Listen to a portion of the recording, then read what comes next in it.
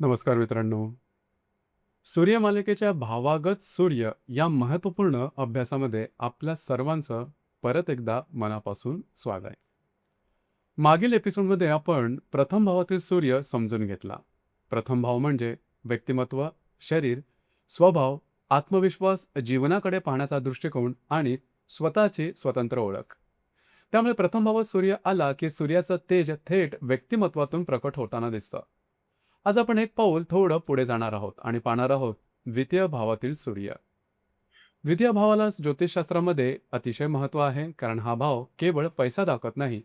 तुमच्याकडे पैसा किती आहे, तुम्ही पैसा कसा साठवता, तो कसा खर्च करता, तुम्ही कोणत्या कुटुंबात जन्म घेतला, तुमच्या घराण्याची आर्थिक स्थिती आणि सामाजिक पार्श्वभूमी नेमकी काय आहे, तुमची वाणी कशी आहे, तुमच्या खाण्यापिण्याच्या सवयी कशा आहेत, तुमचे डोळे, दात, जीभ, तोंड, घसा यांचा संबंध नेमका कसा आहे.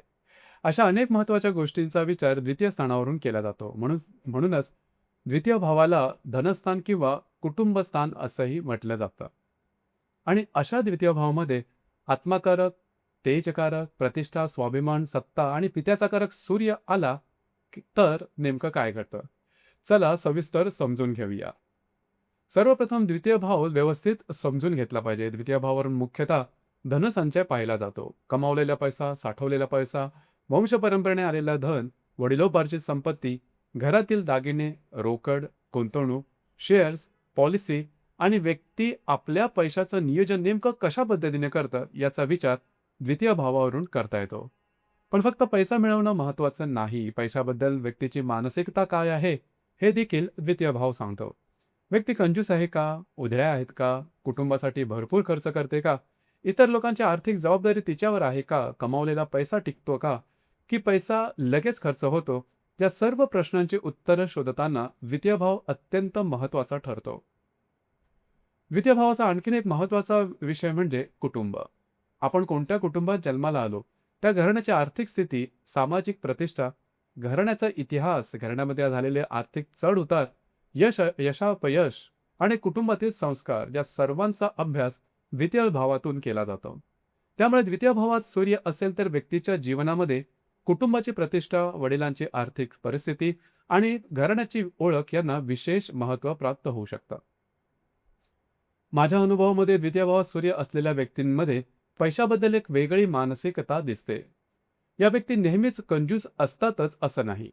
उलट अनेकदा त्या उदार आणि खर्चिक असू शकतात. त्यांना दर्जेदार वस्तू आवडतात.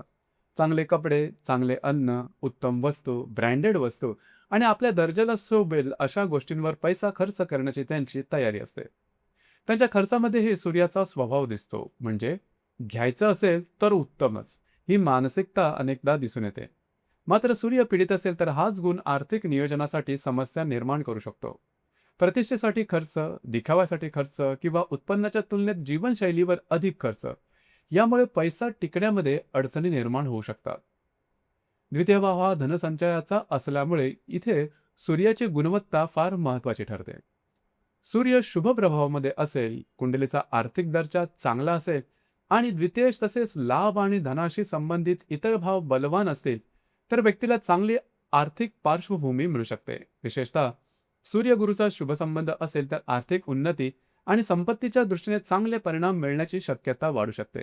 पण इथे एक महत्त्वाचा निर्णय लक्षात ठेवण्यासारखा आहे नियम, तो म्हणजे द्वितीय भावातील एकटा सूर्य व्यक्ती श्रीमंत आहे किंवा गरीब हे ठरवत नाही.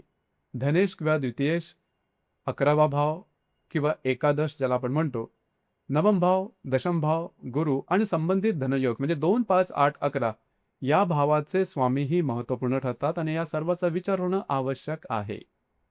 द्वितीय भावातील सूर्य उत्तम स्थितीत असेल तर काही व्यक्तींचा जन्म चांगल्या आणि किंवा आर्थिक प्रतिष्ठित कुटुंबामध्ये झालेला दिसून येतो.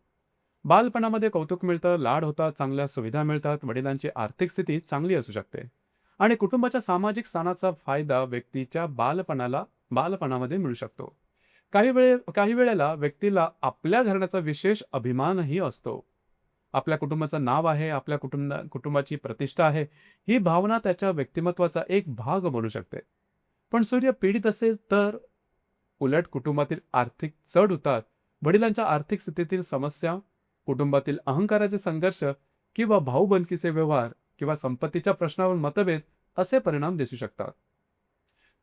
द्वितीय भावावरून वाणीचा सुद्धा विचार होतो आणि येथे सूर्य आला की वाणीमध्ये एक प्रकारचं वजन आणि अधिकार येऊ शकतो. आवाज मोठा असू शकतो, किंचित घोगराही. आवाजामध्ये कंप किंवा भारदस्तपणा जाणवू शकतो. बोलताना व्यक्तीचा आत्मविश्वास स्पष्टपणे जाणवतो, पण यामध्ये एक गंमत सुद्धा आहे.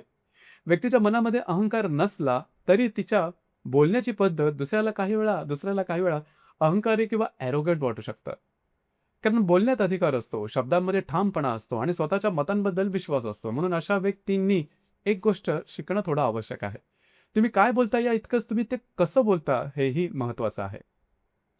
द्वितीय भाव वाणीचा असल्यामुळे पीडित सूर्याचा परिणाम बोलण्यावरही दिसू शकतो. विशेषतः सूर्याचा राहू, शनी आणि इतर तीव्र प पा पापग्रहांशी संबंध असेल तर काही पत्रिकांमध्ये सत्य लपवणं, गोष्टी फिरवून सांगणं, स्वतःची प्रतिमा टिकवण्यासाठी वस्तुस्थिती बदलून सांगणं किंवा बोलण्यात विश्वासार्हता कमी होणं असे परिणाम दिसू शकतात. परंतु हा मुद्दा थोडासा जपून वापरायला हवा. केवळ द्वितीय भाव सूर्य आहे म्हणून व्यक्ती खोटं बोलते असा निष्कर्ष अजिबात काढू नये. धनेश, बुध, चंद्र, सूर्याचे रास आणि नक्षत्र तसेच राहू, शनी किंवा इतर प्रापग्रहाचे संबंध यांचा एकत्रित विचार होणं आवश्यक आहे. द्वितीय भावाचा संबंध भोजनाशीही आहे. व्यक्ती काय खाते, कशा प्रकारचं अन्न त्याला आवडतं, चवीची निवड कशी करते, त्याला चांगलं अन्न मिळतं की वाईट आणि खाण्यापिण्याच्या सवयी नेमक्या कशा असतात हे या भावावरून पाहिलं जातं. द्वितीय भावातील सूर्य असलेल्या अनेक व्यक्तींमध्ये तिखट किंवा उष्ण पदार्थ खाण्याची आवड दिसून येते.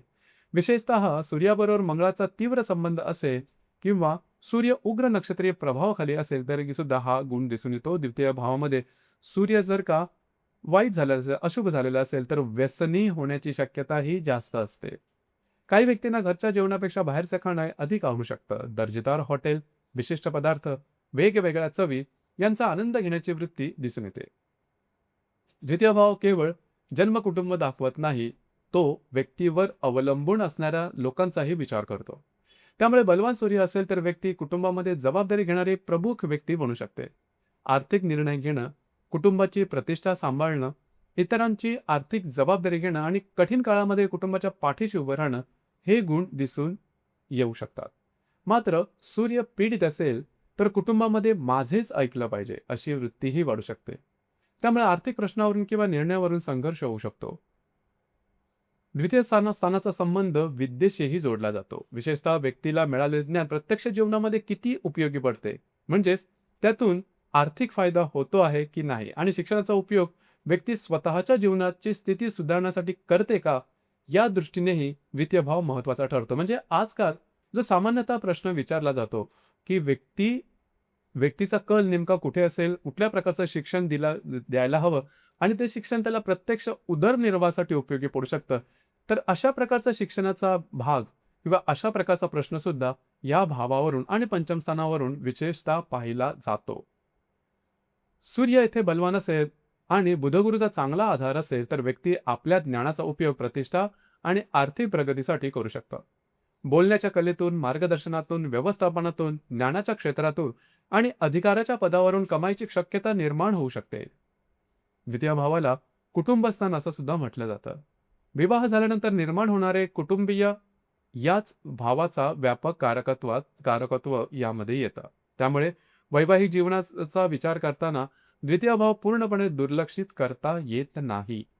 द्वितीय भावातील सूर्य पीडित असेल, धनेशही पीडित असेल आणि त्याचवेळी सप्तम भाव, सप्तमे, शुक्र, गुरु आणि नवमांशामध्ये ही समस्या असतील तर वैवाहिक आणि कौटुंबिक जीवनामध्ये तणाव वाढू शकतो. गंभीर परिस्थितीमध्ये विभक्त राहणं किंवा घटस्फोटासारखे अनुभवही संभवू शकतात. पण फक्त द्वितीय भावातील सूर्य पाहून घटस्फोटाचे भाकीत करणं चुकीचं ठरेल. त्यासाठी संपूर्ण विवाहविषयक पत्रिका तपासणं आवश्यक आहे. द्वितीय भावाचा संबंध डोळ्यांशी, विशेषतः उजव्या डोळ्याशी जोडला जातो. सूर्य स्वतःही दृष्टीचा एक महत्त्वाचा कारक असल्यामुळे द्वितीय भावातील सूर्याचा नेत्रांशी विशेष संबंध आहे. काही व्यक्तींचे डोळे मोठे, उठावदार, किंचित लालसर असू शकतात. पण सूर्य पीडित असेल तर दृष्टी कमी होणं, चष्मा लागणं, डोळ्यांशी संबंधित विकार अशा काही समस्या पत्रिकांमध्ये दिसू शकतात. अत्यंत गंभीर ग्रहपीडा आणि इतर नेत्रदोषकारक योग एकत्र असतील तरच गंभीर दृष्टीदोषाचा विचार करावा. एकट्या द्वितीयस्थ सूर्यामुळे अत्यंत अंधत्वाचा निष्कर्ष लगेचच्या लगेच काढणं योग्य नाही. द्वितीय भावाचा संबंध तोंड, जीभ, दात, आवाज आणि घशाशीही आहे. त्यामुळे पीडित सूर्य असेल, घसा वारंवार दुखणं, आवाज बसणं, टॉन्सिलचे संबंधित त्रास, मुखरोग, दातांच्या समस्या किंवा तोंडातील उष्णतेशी संबंधित त्रास असे परिणाम दिसू शकतात. विशेषतः सूर्याबरोबर शनी, राहू, हर्षल, नेपच्यून इतर प्रतिकूल ग्रहांचा प्रभाव असेल, मंगळ सुद्धा यामध्ये येतो, तर आरोग्यविषयक बाबतीत अधिक काळजीपूर्वक तपासाव्या लागतात. द्वितीय भावातील सूर्याचा परिणाम त्याच्याशी संबंधित ग्रहानुसार मोठ्या प्रमाणात बदलतो. सूर्यगुरूचा शुभ संबंध असेल तर धन, प्रतिष्ठा, कुटुंबाचा दर्जा आणि ज्ञानाच्या बाबतीत चांगले परिणाम मिळू शकतात. सूर्यमंगळाचा तीव्र प्रतिकूल संबंध आर्थिक उतावळेपणा, तिखटमानी, खर्च किंवा संघर्ष वाढवू शकतो. सूर्य राहूचा पीडित संबंध वाणीतील विश्वासार्हता, कौटुंबिक प्रतिमा किंवा आर्थिक निर्णयामध्ये गुंतागुंत निर्माण करू शकते. सूर्य शनीचा प्रतिकूल संबंध धनसंचयामध्ये विलंब, कौटुंबिक जबाबदाऱ्यांचे ओझे किंवा तोंड दाताशी संबंधित समस्या वाढवू शकतो. पण पुन्हा हे स्वतंत्र नियम मात्र नाही. राशी, नक्षत्र, भावेश तत्व, अंशात्मक संबंध आणि संपूर्ण कुंडलीचा दर्जा यावर अंतिम फलित अवलंबून असते. द्वितीय भावातील सूर्य बलवान असेल आणि संपूर्ण पत्रिकेचा दर्जा चांगला असेल तर व्यक्तीला चांगली कौटुंबिक पार्श्वभूमी मिळू शकते. वाणी प्रभावी असते, आवाजामध्ये वजन असतं, कुटुंबात व्यक्तीचे मत महत्वाचं ठरतं, दर्जेदार जीवनशैलीची आवड असते, कुटुंबाची आर्थिक जबाबदारी स्वीकारण्याची क्षमता असते. ज्ञान आणि वाणीचा उपयोग करून प्रतिष्ठा मिळवता येते आणि योग्य धनयोग असतील तर आर्थिक स्थितीही उत्तम होऊ शकते. अशा व्यक्तीच्या जीवनात एक विचार स्पष्टपणे दिसू शकतो. माझ्या कुटुंबाचं नाव, माझी वाणी आणि माझी आर्थिक प्रतिष्ठा, ज्या तिन्ही गोष्टींना मी मूल्य देतो. परंतु सूर्य पीडित असेल तर याच कारकत्वामध्ये समस्या निर्माण होऊ शकतात. पैसा येऊनही टिकत नाही, प्रतिष्ठेसाठी अनावश्यक खर्च होतो, कुटुंबामध्ये अहंकाराचे संघर्ष निर्माण होतात, वाणी कठोर किंवा अविश्वसनीय होऊ शकते, दात, घसा किंवा डोळ्याशी संबंधित समस्या निर्माण होऊ शकतात आणि इतर विवाह दोषही असतील तर कौटुंबिक व वैवाहिक स्थैर्यावर त्याचा परिणाम होऊ शकतो. म्हणून द्वितीय भावातील सूर्याचा सर्वात मोठा धडा आहे, पैसा मिळवण्या इतकंच तो टिकवणंही महत्वाचं आहे. सत्य बोलण्या इतकंच ते योग्य पद्धतीने बोलणंही महत्वाचं आहे आणि कुटुंबाचा अभिमान असावा, परंतु तो अहंकारात बदलता कामा नये.